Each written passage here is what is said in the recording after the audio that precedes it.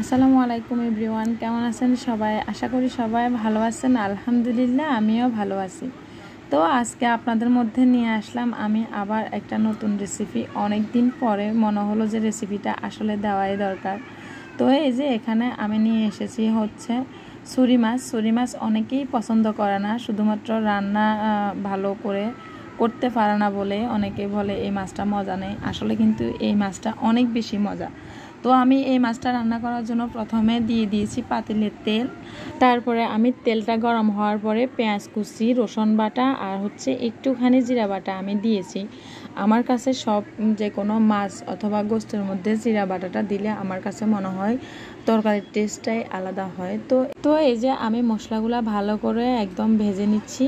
আর হচ্ছে ভালো করে ভেজে নিয়ে আমি হালকা একটু পানি দিয়ে দিব যাতে মশলাগুলো না পুড়ে। তো এখানে আমি একে একে হচ্ছে হলুদ গুঁড়া, মরিচ গুঁড়া আর হচ্ছে ধনিয়া গুঁড়া আমি দিয়েছি। দিয়ে আমি ভালো করে এগুলাকে আবার মিক্স করে নিচ্ছি।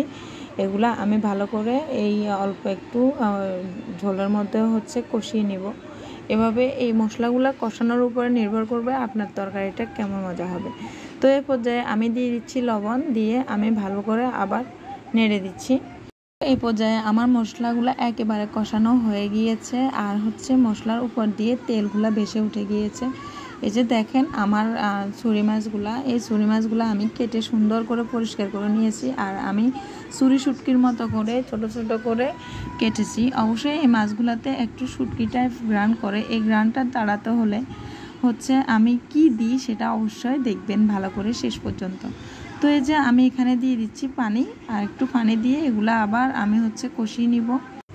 চলেন এই পাকে দিয়ে আপনাদেরকে হচ্ছে দেখায় বাইরের ওয়েদার। আমি একদম সকালবেলা উঠে রান্না করতেছি। এই যে দেখেন বাইরে কোনো মানুষ নাই, খুবই সুন্দর স্নিগ্ধ এবং ঠান্ডা হয়ে আছে পুরো শহরটা।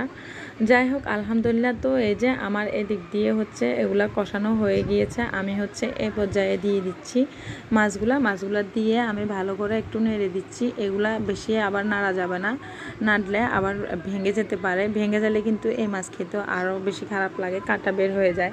তো এই যে এগুলা ফিসগুলা যাতে ফিসগুলা সুন্দরভাবে গোটা গোটা থাকে সেই জন্য এগুলা পরবর্তীতে বেশি নাড়া যাবে না। তো আমি এই পর্যায়ে ঢাকনা দিয়ে দিয়েছি।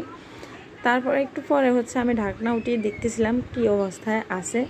তো এই যে আমার এগুলা কষানো হয়ে গেছে আর হচ্ছে তেল উঠে আসতেছে, পানিগুলো শুকিয়ে যাচ্ছে। আমি আমার বাচ্চাদের জন্য কয়টা আলু দিয়ে দিয়েছি। তবে বাচ্চাদের জন্য হলো আলু আমারও খুব পছন্দের, আমার কাছে ভালো লাগে। যে কোনো তরকারির সাথে আমি 2-1টা আলু দিয়ে থাকি, যেহেতু বাচ্চাও খায়, আমি নিজেও পছন্দ করি। তা আলুগুলা দিয়ে আমি আবার হচ্ছে এগুলাকে ঢাকনা দিয়ে দিয়েছিলাম। তো এখন উঠিয়ে আবার দেখতেছি কী অবস্থায় আছে।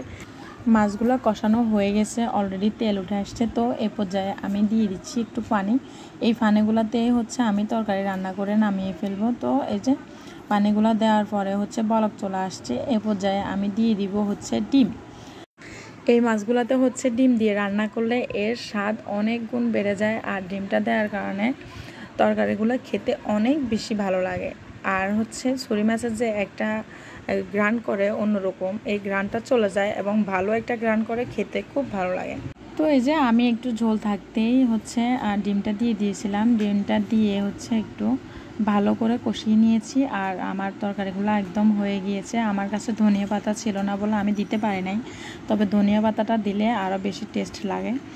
যাই হোক, তো এই যে আলহামদুলিল্লাহ অনেক বেশি মজা হয়েছিল। আমার বাচ্চারাও খেয়েছে এবং আমার হাজব্যান্ড তো এই তরকারির প্রেমে পড়ে গিয়েছে। সে যখনই ছুরি মাছ পায় নিয়ে আসে। তো আপনারাও ট্রাই করবেন। সবাই ভালো থাকবেন। আল্লাহ হাফেজ।